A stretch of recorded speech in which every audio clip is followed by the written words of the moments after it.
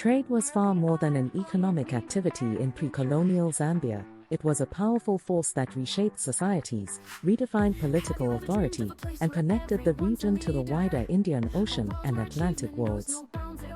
Long before colonial rule, Zambian communities participated in intricate networks of exchange that extended from the copper mines of Katanga to the Swahili coast, and from the ivory forests of the Luangwa Valley to the Portuguese trading posts of Angola. These trade networks brought not only material goods but also new technologies, political ideas, and social distinctions. In doing so, trade acted as a catalyst for political centralization, social stratification, and cultural transformation, fundamentally altering the trajectory of Zambian societies. Understanding the role of trade reveals how pre-colonial Zambian communities were not isolated subsistence economies but dynamic participants in a globalized African world. Trade as a driver of political centralization. One of the most profound impacts of trade was its role in the emergence and consolidation of centralized political systems. Access to long-distance trade routes and control over valuable commodities enabled ambitious chiefs to accumulate wealth, reward followers, and extend their authority beyond traditional kinship networks. The Lunda Kingdom of Kazembe, established in the Luapula Valley around the 18th century, exemplifies this process. Situated at the crossroads of east-west trade routes linking the Swahili coast to the Atlantic, Kazembe controlled the region's copper, salt, and ivory resources. The Mwata Kazembe levied tolls on passing caravans, regulated the trade in copper crosses, and used imported goods such as cloth, beads, and firearms to attract allies and subordinate neighboring chiefs.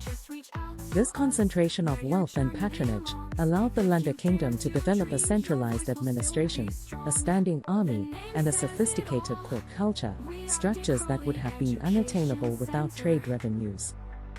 Similarly, the Bemba Kingdom in the north, while less directly involved in long-distance trade, benefited from its position as a conduit for goods moving between the east coast and the interior.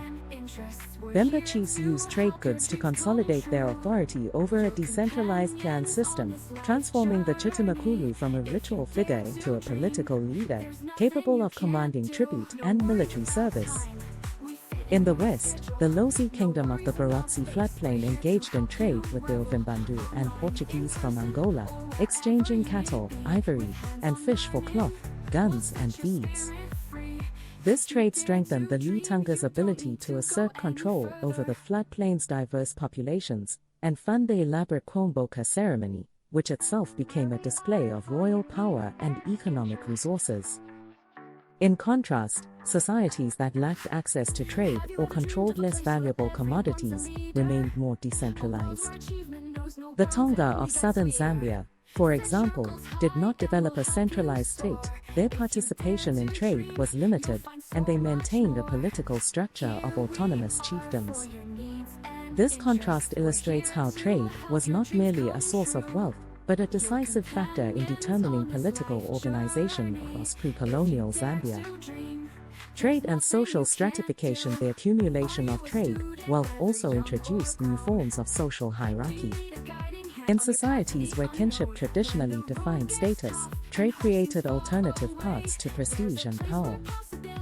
Successful traders, caravan leaders, and chiefs who controlled trade routes accumulated imported goods, cotton cloth from India, glass beads from Venice, firearms from Portugal, that became markers of status. These goods were often redistributed through patronage networks, creating bonds of dependency and loyalty that cut across lineage ties.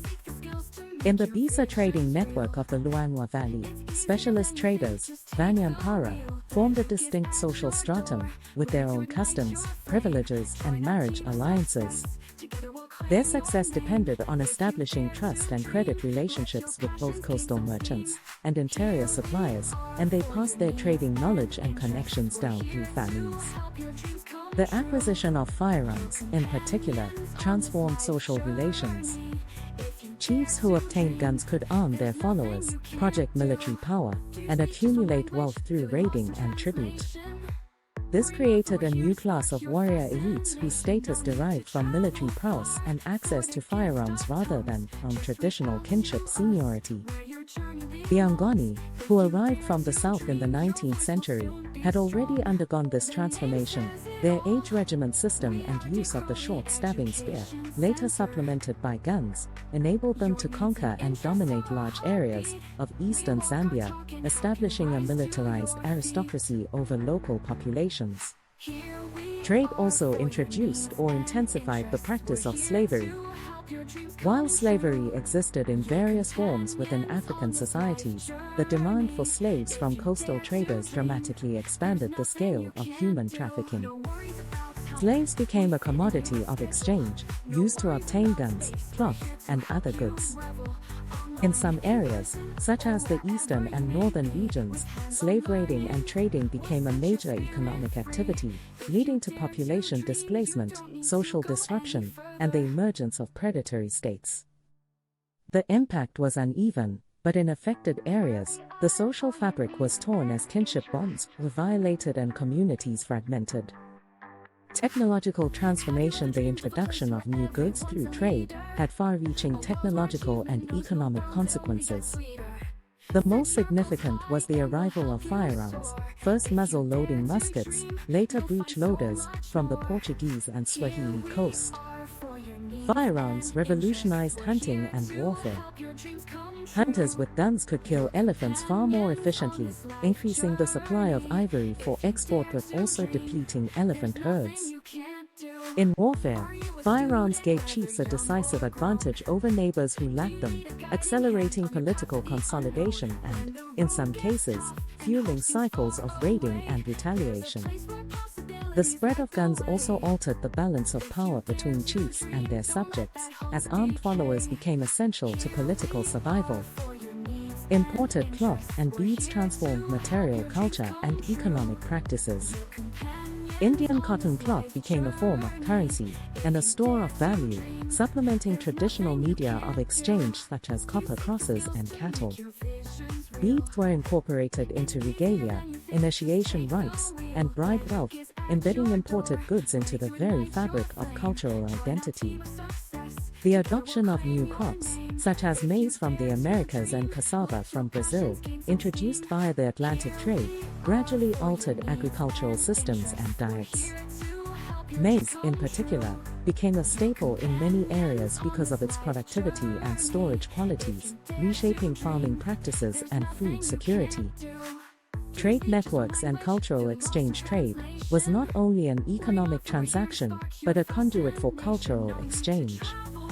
Along the caravan routes traveled not only goods but also ideas, languages, and artistic traditions. Swahili Arab traders brought Islam, which found adherents among some traders and chiefs, though its influence remained limited to elites. More pervasive was the adoption of Swahili loanwords into local languages, particularly terms related to trade, commerce, and material culture. The circulation of goods introduced new artistic styles. For example, the use of imported beads in Lunda and Luval royal regalia influenced local beadwork traditions, creating hybrid forms that blended indigenous aesthetics with foreign materials. On the western side, Portuguese and Ovimbandu traders introduced European-style clothing, firearms, and religious objects, but they also carried local products and practices back to the coast. The circulation of people, traders, porters, guides, and slaves created a cosmopolitan environment in trading centers such as Kazembe, where individuals from diverse ethnic backgrounds interacted, intermarried, and formed new social identities. These cultural exchanges enriched Zambia's heritage, contributing to the linguistic diversity, artistic traditions, and adaptive capacity that characterized pre-colonial societies. Trade and the transformation of society. By the 19th century, the cumulative effects of trade had fundamentally transformed Zambian societies. The expansion of the ivory and slave trades, combined with the influx of firearms, intensified competition among polities and led to widespread violence. The Bemba, under chiefs such as Chitamakulu launched raids into neighboring territories to acquire slaves and ivory for trade, expanding their kingdom at the expense of smaller groups. The Lunda of Kazembe faced pressures from Chokwa and youth traders who, armed with guns, encroached on their trade monopolies. The Angoni, themselves displaced by the Methikane, established a militarized state that dominated eastern Zambia and integrated captives through a process of assimilation into age regiments. Yet trade also created opportunities for innovation and resilience. Communities adapted to new economic realities by diversifying production, forming strategic alliances, and developing new forms of leadership. The Bita, for instance, transformed themselves from a relatively small group into a network of specialist traders whose influence extended across the Luangwa Valley and beyond. The Lozi navigated the pressures of the Atlantic trade by maintaining a centralized state that could negotiate with multiple trading partners. Even in the face of disruption, the institutions and connections forged through trade laid foundations that would later shape colonial and post-colonial Zambia. In conclusion, trade was a defining force in pre-colonial Zambian societies, shaping their political structures, social hierarchies, technological capacities, and cultural identities. It enabled the rise of centralized kingdoms such as Kazembe and Bemba, created new classes of traders and warrior elites, introduced transformative technologies like firearms and new crops, and connected Zambia to vast networks of exchange that spanned the Indian Ocean and Atlantic worlds. While trade brought wealth and innovation, it also brought disruption through slavery, conflict, and the erosion of traditional authority. Nevertheless, the legacy of this trade era was a society that had already experienced globalization on its own terms, adapting external influences to local contexts and demonstrating a resilience that would prove essential in the face of colonial conquest. Understanding the role of trade in pre-colonial Zambia illuminates not only the dynamism of its past, but also the deep historical roots of its present-day economic and cultural landscape.